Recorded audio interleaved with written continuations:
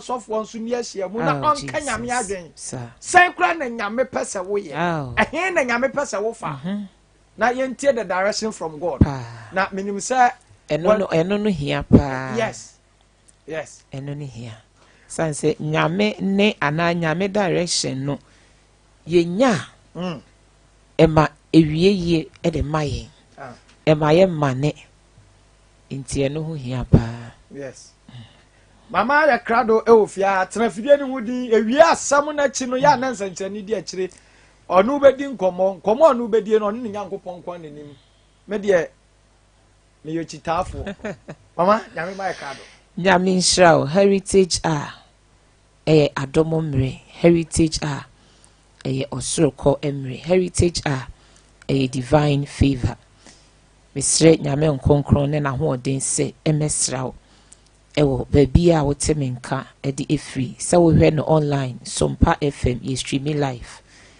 anase utie 98.9 ebiemu kese na obi nso entie bi na entwinhyira no dodo na emfa emra wafa otumfo mobrehu agya obre ni fa ebre yi so na ye wo mayi wadom nti amen ye hye nyame anyonya anwumre bibia ni ho a ebesi ukwan whether rain or shine ensuo to ensuo anto emergency ebekoso pa enti me kai wo hopo na me di nyame adom ne mobrehu ne ne nwosra atwen ho na nyame ya adom a ochina Friday enso ene dwumadi a yekoye no kakra bi ebeka no ochina so ye de bewie ne mom ene die enyi ho emfa emfiri mo ensuo to a yewrada mo ti ensuo to anto entena fi na me ya adom a Sunday bia so metena bia ye ho na efri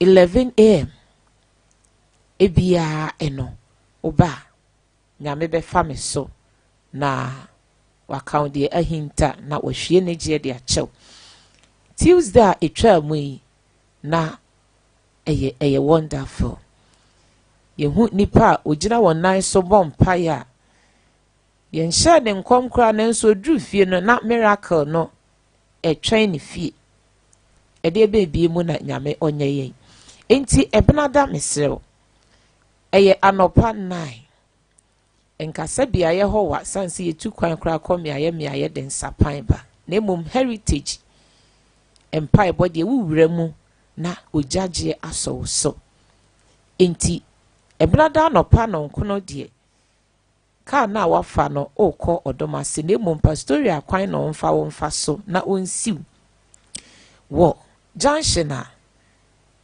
divine heritage signboard ne di e wo so no esi ho na wo de wusi ba bi a signboard ni si e frɛ Graceland junction na ye number bi a ye bɔ ne ha no wo ho a wo frɛ ya bia ye no ensesan ye die ye be kyerɛ wo bra na ene ye mebɔ mpae na nyame na de ahinta mfie pie di nkyerɛ wo na emfa ehusan enka wonka abusua ye hye nyame din anuonyam yewa waboa ye mpa wa ye adom onyame honhom a oye nyuma pa awie yi heritage a yi so se wo hwe Sompa FM online ni bia ana wutie eye mega his ya mesre nyame se eye simopa ontufo eye simopa onkyekere wo hre eye simopa omawo enidaso yaje nkwa oye onwani yaje nkwa ono na ahumobro ne awawade nyina ekita no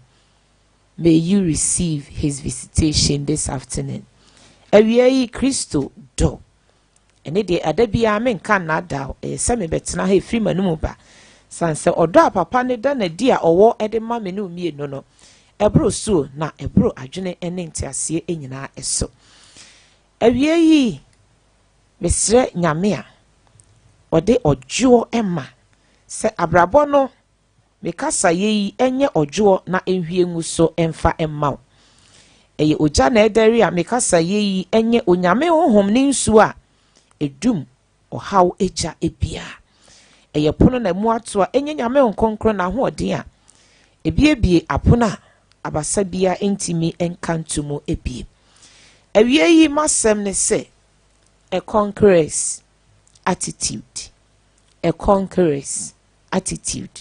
Wobetimi so ayɛ no winners attitude. Wobetimi so asan ayɛ no overcomers anaasɛ overcoming attitude. Na esi dan ɛna topic yi yɛde ɛba. Wone me yɛ adwene sɛ yɛwo day one besi nnɛ ade a yɛfrɛ ne sɛ difficulty, ade a yɛfrɛ ne sɛ adversity, ade a yɛfrɛ ne sɛ amanneɛ ɔhaw. Sɛ ebi nto wo kora a wate bi atra so. Ane fidua no mu wahu bi, abusua no mu wahu bi, adwuma no ho wahu bi, mantamu ho wahu bi. Awie ya 12 o'clock news a yɛtie yɛ anya ɔhaw mmienu mmiɛnsa ne ne dodoɔ mu oteyɛ adversity, difficulties.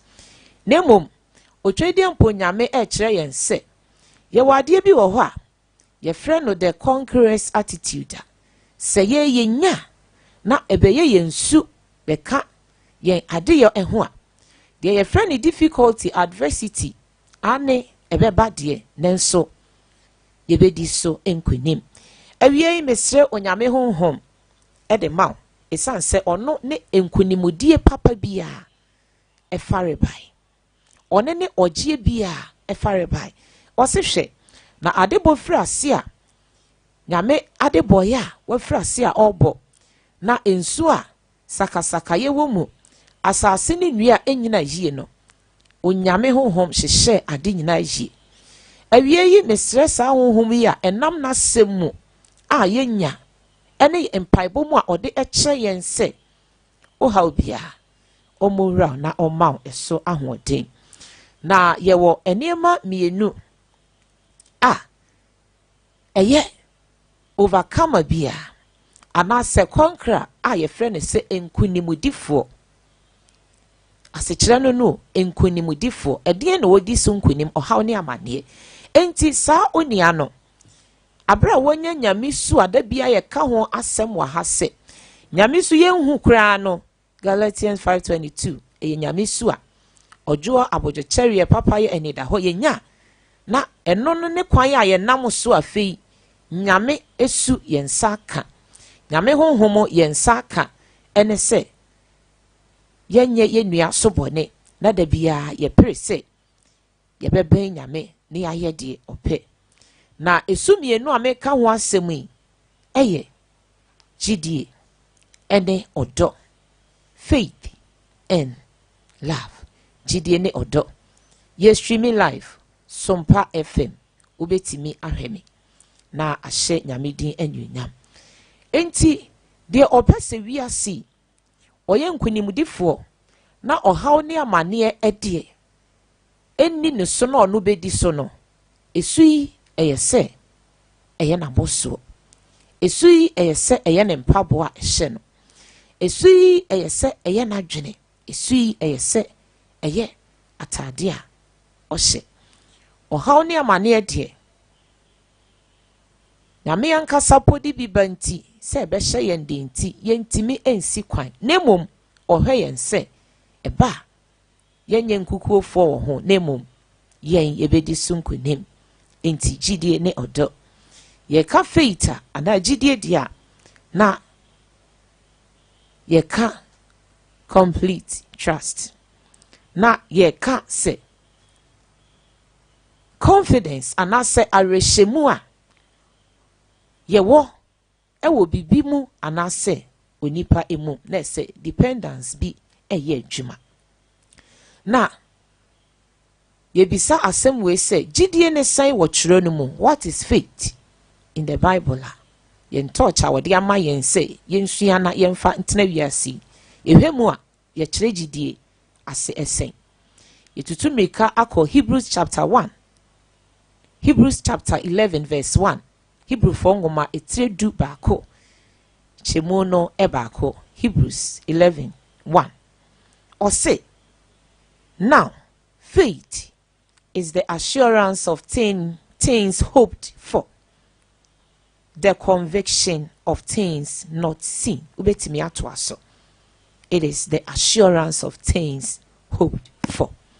Enti ma face adversity, manya problem, meshia ɔhaw, meyɛ overcomer anase me ye conquer na makodie eye gidie nti wahu se mate ase se ohaw no bia eye nyarewa amane koda na nanso gidie ye makodie nti mate ase se ohaw ne situation no enye saa nkosi awiye gidie a me wonti mahu ohaw no awiye gidie ewa aniwa na ehu ade bia awiye tinya wawa se de osomu nyame ye ti nyame ene ne nsem no ohaw a wo beku ho wo ho no o stand still amane a wo bebo abubuo wo ho no osere jizike simubo sheno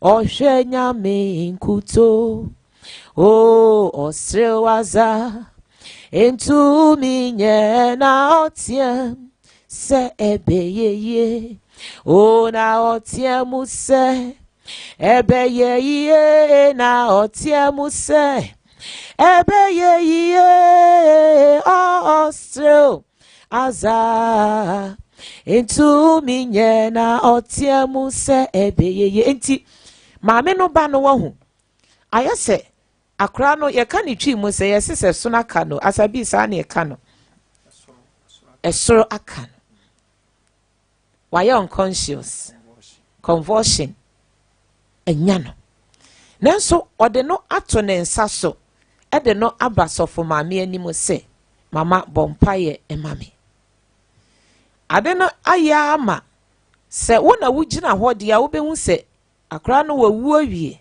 nanso gidie akire ne se yebo Yesu Kristo din no gidie no emu a miracle will happen, a miracle will take place. Enti conquer bia se abrabo yi entwi mfa wo so a age se o hwehwe gidie age se wuti gidie na osomu yi na me kire gidie mu kakra gidie yewo na sort yo na ebi wo ho a mato ne din se vain faith VAIN vain faith in Matthew chapter 7 verse 21 edikosi 23 yeti ase ewo ho o say na enye onipa don't be a person who complete all kinds of religious milestones and cries out on the final day only to know the dreadful words from God saying to him, depart from me. Enti sa vain faith enye no na meka ho asemo ene de akoye se o ma ne nsa so hallelujah ka me ne ho manyame sompa nenso emugidie no onti enti o haw ne amane ba na attitude ye different okwa sorry pa so haw ba enua obeboro no ase omo Yesu din kra da enye no ne eka eno ye vain faith eno na emre di awieye no eja ne be ka cho se fi me so kwa abra wakase papa ma ma odi anye we o se da bi menimo ba bia na se enye gidi a esi ase eye gidi a fapem no ehihim eye anohunu gidie ekwa ede na ma ye hu se ye gidie eye anohunu ana se nya anohunu abra wo haw ne amane aba eno na kire ma ye hu ana wo ankasa wo hu ugidie no leveler wadu enti sa vain faith die empare me ne o mienu a wotie 98.9 ana wo hwe Sompa FM online sisia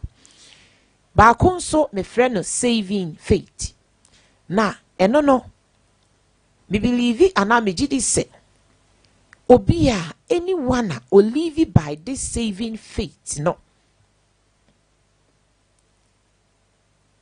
or saving grace na o produce good fruits na sa abapa osono abane nyuma nyina enso boni biara nim nemom abane nyuma no enye slave to sin biem assign so adi bone eso enkunim. I pray this afternoon may you receive the saving grace from above. May you receive the saving grace from above. Enye kwa bia so na ubenya se a free saving faith emo gidia eche na sa gidia eje nkwan kwan ben na me no befa so anya eno ne ye kai se kwan ye befa so anya nya ba bia se age se yage atomu se agenkwa Yesu Kristo obama kwadwo bama afia bama kwabena otie me age se yage atomu sa ti the moment abeji Yesu Kristo atomu se waba be waje wonkwa de no aye okra ne wonkwa je eno pe sa saving faith onsa ka enti wujidie ni nyina ama afei na abeye grace amount ye bo udua kan enso na wonam ho ye tu nro na enso na wonam ho ye domeo na enso ehopo na ke zayande de bo shadada wa ho den aw libro siande de bo shadada ebedo so e de amount nyame onye wo sa awie gidie nso bi mato ne din se kwaya overcomer ofaso na osogidie mu mapa na me kire wo yo na de enye wo ye fim mato bi din so se eye dead faith gidie we die awu kura enti eno kire yen Yakobu anase James ngoma etremienu giche mu edun so James 2 verse 17 or say if your faith is real you will produce fruit. Enti dead faith anase gidie awu no and produce aba ebia. Te said edua Yesu Kristo ede no me eto so. Na se ebe produce aba mpa ana ebe so aba. Aba ni nyina eye immoral deeds enko a. De ekum nipa. Enti asomasi obi na no adua bonko a. Obi na no de obeka bia ye de eha nipa nko a. Enso oso ye gidini.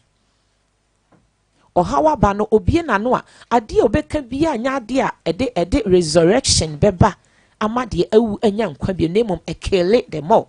Na se gidi nipa ni kura nkasa no eye gidi a awu dada. Eyi nso de empare yen. Ebi nso me frɛ no se eye demonic faith. Ai James 2 verse 19 o kan ho a obete de me kan ase. Enti James kan he. O se na wona honhomo a ekura won emfiri asafo Awurade nempo awonfin so po gitu mu se ohene Yesu Kristo ni agenkwa ye de no ache yen nanso wakata wonani bu wonani gu so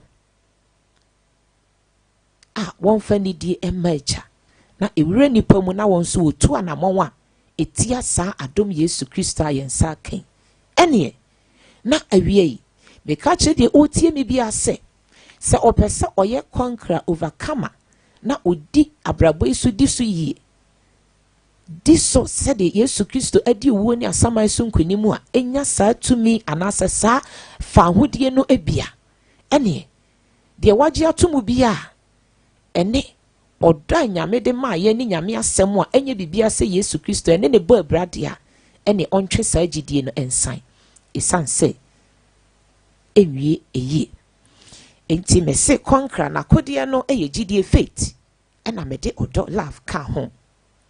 When we have love for God, even in difficult times, all the choices we make in our life should be made for his honor. Say ye kura nyame mu eda no so ye akodia eye se de opeso ye nkunim difo wo wiase sunsum honam fam onya bia no eye odo no a ubehu se ohaw amane mu epo choice anase decision obemeki ensusuye bi obesusu bia no oye de hye nyamedin anunya edofo a wutie me so how ne amane ba na wonsusu ya na wanamo a wutuo no enye de hye nyamedin anunya mo de a ene nyame hu ne se nanimu no onye overcomer onye conqueror sanso se na edin kura ena yeyi ebetimi atete ye ni Kristo doyimo ohawa na amane bibia ni ho bibia eni ho odo no ye solid sansa yen kai bibia kra no ye kai se wato ne ho mpan wa senua no so ama ya boni naked egu n'anim ase e de amayen enti anim gu ase enti mentete ye ne ntem ya hye ne nsoye che enti abrabo yi mu haw enti mentete ye ne ntem oye agenkwa obeji yen so ye frɛ ne sɛ oye ahonhom nyina agya didin a ensem fata to ne so enti atoro a wodigu yen so eno ntimi emma ye do ano enyo no enti wakodie ni o gidie odo awie yi a conquerors attitude esire nyame se onfa emaye enti ada Thessalonica asafumu 1 Thessalonians chapter 3 verse 3 to 5 na ensamo a Paul de amma se wonfa emma won utie nsem kane ni nyina Paul say I was concerned that you would quit or give up because of all the trials and afflictions that were coming against you. Or say, na minimum, na me yemu hyehyɛ me pa. Se ɔhaw yi afia kyerɛ me wanya. Amane a adwo a wotie me bi wahyia no.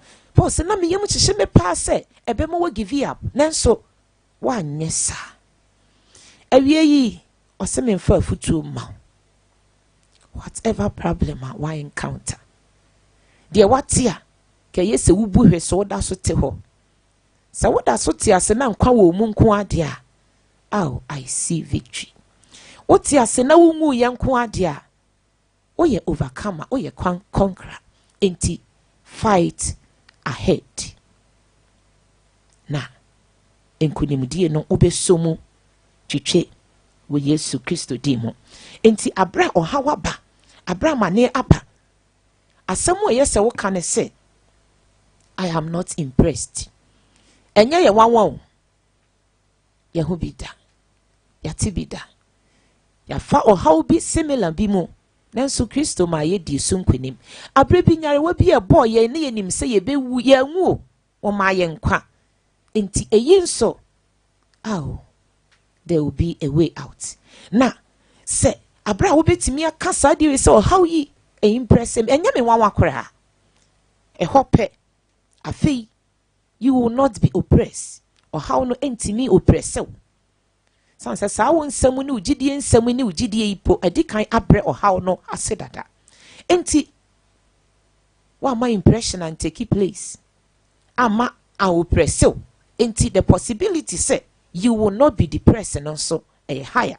Enu nti depression so entimi nyawo isan say why express it o faith awie yi eye den ya bibia si ama wo kyerɛ kora wo ntimi mie mu ama wa yeyi nwom ase wo bi wa no aye de glue po atare for so na bi wa no na declare wo faith san say eno na papa na ehwehwɛ na obegyina so na or they are making way or they are causing miracle ewo wo wakwan so into 1 Corinthians chapter 16 verse 9 or say for a wide door of opportunity is open ekwan no bi akwansifo door so enti akwansifo wo wadwuma no ho akwansifo wakwantuo ho wawo ho osikasem ho wanwawe ho yemua ya no wakwansifo ho ebie ya no ewu gidie mu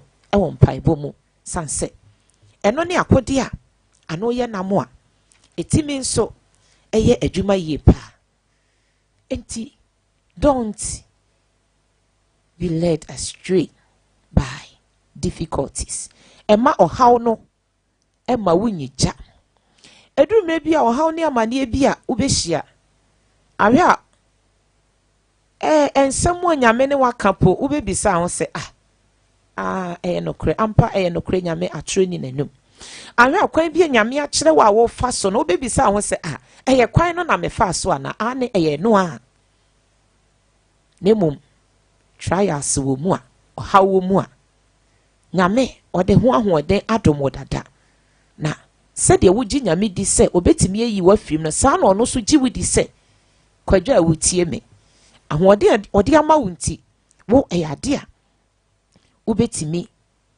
agina ewo saa ɔhaw yi ano na wonsa etimi aka enkunimudie enti ma ohaw ema amane enyira wo kwan ema ne nyira wadwene kwan ema ne nyira wo mpaebɔ kwan ema ne nyira wo papaye kwan ema no enyira wasumudwie ekwan bata nyame na hwe nyame na pem kɔ w'anim enti ye ma ohaw ne amane enlidi yen to astray no sanso na eyesi ehu se we have to deal with the difficulties ohaw ba ye hu adwuma the moment ohaw ne amane beba aye bedwane afiri ho no along the line no be realize say obun se obesan akohia huge one and I say similar one eno ne ka kire yen say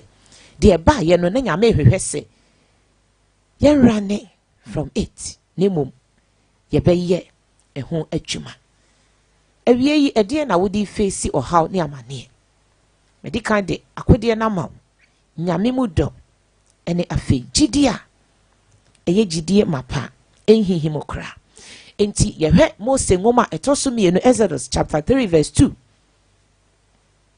chapter 3 verse 2 to 10 Mose ngoma etoso miensa chichemu mienu dikosi edu ho Mosa ohaw ne amane ni atetia afi die bizwimfo ahu se onka won ho enti wode taa no na odwane edi free ho no eho ne ehu se nyame esan eka kire Moses or say Moses go back to Egypt. I want you to go back to Egypt.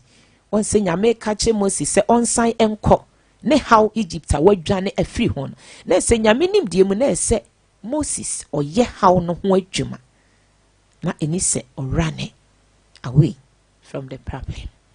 Eka na aba adwuma num eno nche se tumu ebeye yi pa enyarewa na aba enkun ho I report no doctor na atwere abasa kesie bi etimi eye wo mu adwuma esesa results no e de ma eye de enipa na bie na no adome o se wonye yie da ai awo wo ngu bi da ne ho ani kapa tumi ni ahoden enye ne de ada tumi ni ahoden efi asaferade na de oka bia ohwe se eba mu no ai eba mu so ampa enti ohaw ne amane aba no nyame ede ye skills ede maye ode ye ahoden ede maye ode ye training ede emaye na ye allow no a ohaw ne amane enim jaima no a no kredie mu a yemfiri mu mfiri no aw na ya ye den pa yemfiri mu mfiri no na saa ohaw no a de chen sapo afoforo na mu a na yen ya beye afutufo ede amawo enti the fact say asroche no ayedin abroso no ehwe Yesu su ewo kodio no mu a wanka nkire asuafo nse ye mompe ba bi mfa kodue yenkɔ nkɔ pona no na yensisi ba bi jani no ose ye beto aso enti osore ye pe ose asrochi enyedi na ampaso eyedin enwumre yi awie yi mesre nyame ne tumi ne na hoɔden se wo begina heritage emergency asase so na wo bompaya may your words carry power se fia cheme bie na num ewo wo ho a nyame a wafrɛ me no ɔmama num asɛm empo awie yi kasai enye ogieja engu house enye nsafo a ebie pono na wo haw etu dwane. We must have the spirit of a conqueror. Eye se yenya atumfo enkunimdifo ehonhom a eno nyame honhom ene de ma enti medofo ayakai adabia se ohawmu amaniemu you have to behave in a godly manner all the way through it. If you how na hyase kosi na wieye eye se wodi nyame su eye adwuma enti Yay agidifo getting away from trouble. No. Enye yen go. Nye ye nisu adi hunu se o how ba ye bedwane. Nemo ye nisu adi hunu se o how bi ye beba no. Ye di so enkunim. Ema o remfi. Say, God uses difficulties to make us people he can trust and people he can use. Ofa wo how ne amane na wabe yen aye nipa o wa rehemu wo ye mu se obefa yen so de akeli wi ase how ne amane na atimi apeja ne papa ye ne nadwempa ahenie mu de wie ye ne fa course do it for God enti o how ne amane bia wo hia no medical culture say use godly manner fa kwan a eye nyame suso fa deal with the issue or the problem enti ya wo ye na mental team say me yama safuirade enu nti na de waye wo mfomso no nyame ama wakwanya say fa chen enu nti na de watwa asem kese pa de ato so no nyame ama wakwanya say fa chen no sanse wo say ye mame asafuirade enye ma ho ti kwan a ye befa so aye eyi ne say ye be discipline and attitude ohwa ohaw mu wo kasa ya abro so a ka wanotum ene ye bia ne ba bia wo kɔ ohaw mu efri nyame akwan so a na wa discipline ho wa control emotions wa control wa no wa control wa dwene na atimi aboa ade we ya ye bɛyɛ ne saa no ye nipadua atenka de ebe rebelle against nemom ye manyame nkonkron kwan a ode ye mbetwa awie yi asorochi bia ebo heritage nyame one na akasei onfa wuntwa na oma wonkunimdie wo Jesus ni din mu amen amen abusa ni din ene evangelist efia kyereme mama akasa awie amen we dey na say prayer point na yi oh Jesus sa Erade mfa ye ntwa wo Yesu din mu esubontini bia Erade mfa ye ntwa wo Yesu din mu obstacle bia Erade mfa ye ntwa ye wafa aduru nom onfa nsi ho sisia wo Yesu din mu yes enti abusua one evangelist afia chema ebedi nkomo oba o se mama Erade nyankopon fa mi ntwa na me so so me ne me ho number na 0543 989 989 0543 989 989 and at 0247 989 989 0247 989 989. Hello. Good afternoon. Good afternoon. Me bacho mama ewa ha enini nkomo. Mama bacho sundenka o. Enka o me do for papa bi. Pastor Radin stop. I feel so another so. Radin family. Tiare bi a mi hu na ebeye severe. Nyame nkonkron ni jantom. Onsanka dansidie. Amen. Amen. Hello. Hello. Good afternoon. Good afternoon. Me pacho ni mama ni nkomo. Mommy, Radin Shop, on your case. Amen. Mommy, Pastor Bonfire. O ma dati ase. Me Pastor. Nyame on sustaining ne ma why? Amen. Aya also da ye fa no ho aya na e kama. So that I Ti dia ye bia be so afa o ma da ho nyame na eyi a che o mpa ebo bebo a why? Nyame nka ho. Bye bye. Amen. Hello. Hello. Good afternoon, sir. Afternoon, sir. Me pacho ni mama ni nkomo e. Hello, Mama. Midofo. Good afternoon. Afternoon, Papa. That's your yes, let me go make a say and pipe over. Mr. Nyame adom e de ma. Ade bia eye ka se afiri wonsa ana eda so wo ho se afei na eba. De ebeba ebesan ahwere masi kwan. Me bona tena se de ma wo Yesu din mu. Amen. Amen. Amen. 0543 989 989 0247 989 989. Hello. Hello. Good afternoon. Good afternoon. But on my many come on, mammy. Mama Pacho, good afternoon. Afternoon, Papa. Mama Pacho, can you go to school and after the cowboy pie? O father, I say, Pacho Dabi. Mr. Eja Obedo, asin Eja Ankasa Uniho. A favor, why? Onsa aka we Yesu demo. Amen. Amen. Hello. Hello. Good afternoon. Good afternoon. But on my many come on, mammy. Mama Nyamisha pa. Amen. Kaya ba nsewa ni fayincha afiso. Ye friare bia eye severe. Me do me we Yesu demo. Why? Amen. Amen. Hello. Hello. Good afternoon. Afternoon, Asabi. Mammy. Asabi Patoe, Papa. Hey, Hey. Mama. Me don't for na we want your lunch be there. Na ye fufu ana banku. Fra. Ai lines na sabi lines na eso ehye. Mama Mbacho, mi didi se adomini ho ye Ah, pa. Kristo, wa ma ye ho aye fefefe, obeto me ne me brasa bi wa ha ye ho aye fefa. Mama na wadawro ma se buku yi yenya bi nkan. Ah, ye frase. Ye frase kra nti enche why? Enche ubenya bi akan. Ye lanche pe meche will be free. I won't ya one city cry. Amen, Mama. Because Mama Fire will fast one. Who can watch them? You tell me, I'm going to be the choir will fast or no. That's Anna a tree. I didn't see the so the woman I bet you no qua. Ha, yet you are. Okay, I didn't see the so. I don't know who said, like, oh my, babu mua brabumda.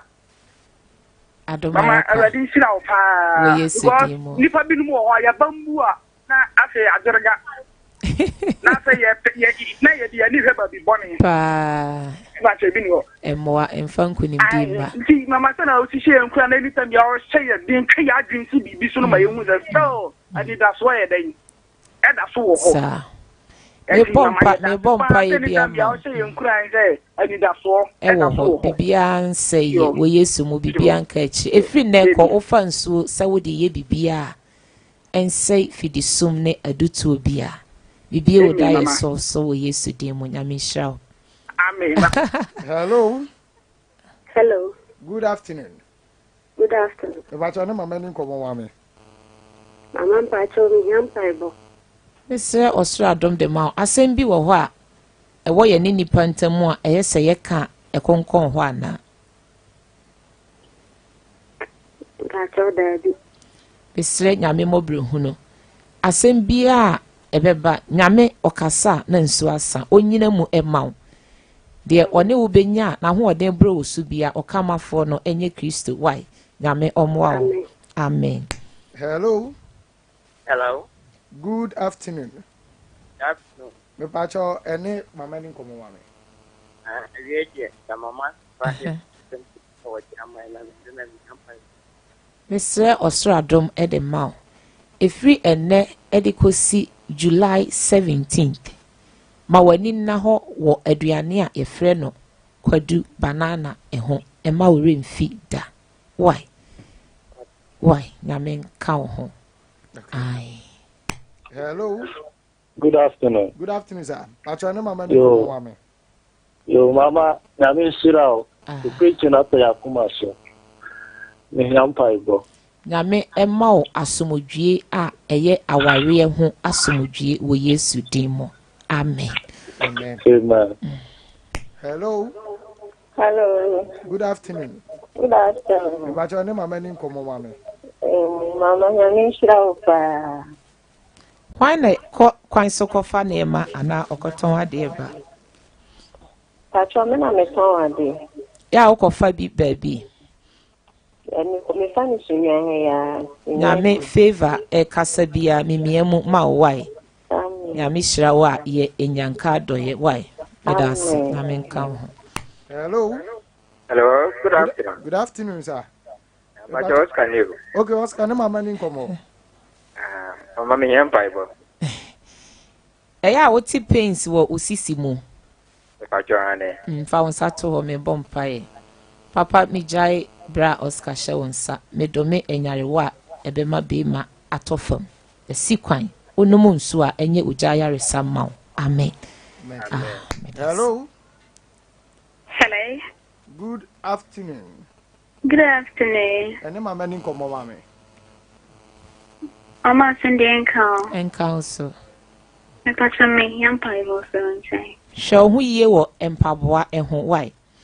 Ebese. Bidibi ebeba. Ne papa mu no obetimi assign abak pass de ache why. Ebese. Ya minshao. Ebese. Hello. Hello, Maso. Good afternoon. Good afternoon. Me pacha ne mama ni nkomo. Mama pacha really na ko pon shira pa. Inshallah. On ton kana na da maka na ya samche. O papa se otiase ana ontiase we hira wo pen. That's a baby. Owen otiase. That's okay. Hwehwe no why? O Ghana. That's our Ghana. Hwehwe no enhira bi wo ho a onye Kristo ni kra ehse eje nhira wonsa ka se de otie bia hwehwe no pe bibi ma no ebebie kwan bi why? Ai. Yenyi bibi en free ho na yenye why? Aminhira. Hello. Hello, Aja. Good afternoon. Good afternoon, sir. Me pacha ne mama ni nkomo. Pacho e da mama si sa ewie so ma ya enya asema. Yesinje akaya do abomo na tima kuida ma. Pacho esen so mo mpa ma se nyankopon bibia wa e kwanya nyankopon sawu amame. Be ma opa ware nyame ma oba na koma je te se root why na wadi ade pen ana obetimi adi obi ade Pacho ye fi asa hiyo aha edru so a wani a ensai bibia se de be ya obenyini ache why Mr. Wada ai nyame do panti omi bi kwan o ma amare pa we Yesu dem amen. Hello. Hello. Nacho, good afternoon. Good afternoon. Pacha ne mama ni nkomo mama. Yo, mama me na sita ya mita we. Obi abebisa beso Le town fa bo ni do meta. Obi aba ho abesra de a enche yi. Hello. Obi abebisa o se mani bibi enche pi se yesika anade foforo na eyeden ya Sika unya bi mano na me okay ye pon afre me why na yini nkomo me da se. Hello. Me do ya last caller. Good afternoon. Afternoon. Me pacha ne mama ni nkomo. Yo man pacha good afternoon. Fine. And I'm mama pacha Mrs. Sayari Panti from myself the Bombay manuma. Mesre ojaya resa hwan so na wo eye problem. Owo eniyare. Yemiensa. Ai eniyare ye adwuma. Ye wi a mon frɛ me why? Bibia be fine. Nyamenka wo free hen. Kusi so anso. Okay. Nyamenhira wo. Mo frɛ me a ye bedi nkomo why? Pacha machi. Awie. Pa. Mama. Ye beto ade aka no so asori dem. Ene wo phone de so. Phone no. Se wudi agra ene eto da anwumre 10 waba say 10 nyina wo beti ko. Wa hu ba ni nyina ye se enye nipa nka nyame mfa adom ne maye. Na emom bibia so wo ne bre. Enti obi wo ho ohwe a bia anwumre be 8 na wo frɛ ya na em se ne refi se we announcement say emergency prayer nti bia sa abre no waso mic im. Ti omo sa no munya abotre kakra bibia be fine. Mama, you have our personal number into your now, omo mo free fia hanum no, omunya me ma homa nem to. No mo ne wo nim komo directly. Mr. Wada, heritage no asawa ha. Enti wo pese ohwe utie preaching bi ma okọ eye Sompa FM online na. Obo eye Global Heritage and Heritage Hour. Ubenya yen preaching sa ebe ne he nyina na watie bi utie ni nyina no na ogye no ehwie Me pacho ene menkasa 020 pacho 25 45 340 pacho 020 25 45 340 and I'm pacho 055 31 64 669 pacho 055 31 64 669 ti ofra me no bedi nkomo ora yesu mi jai wo mahya wonsa ayaresa wahwie oje wahwie adansede wo de ache uja emmo ho ban emma wo ma de onhu wawrade yesu kristo fa asemi na twene ben wo asemi nya adwene ne akoma adwuma na yenso abapa emma wo ate asefo asasi so na ebi nka afoforo wo kristo udimo amen ti me pacho enwumre emergency sa so na social media bia no wo de wo bo na nafia kyerema me wo ho betime ne me edin sawoso na mum anwumre yi emergency o free lines ya unkwan ya yebe kyerɛw eye penkwase traffic light eme school park so traffic light he ya wo de usi sompa animu ha ba wanimu aban school na ye ton cars kakra bi wanimu traffic light ho no ye ni classroom ye wo park no eso saa so ochena friday ye wo ho kwasieda ye wo ho ye san wo pastoria bia ya ye Tuesday esom no me dodo na mum Kristo odo sen me entiti ne do no na ebeye uye nyame onhira asabi nyame nhira mama nyame onhira so ne din ne evangelist afia kyereme Global Heritage Prayer Ministry and our TNK no do ya wada say we are here on a purpose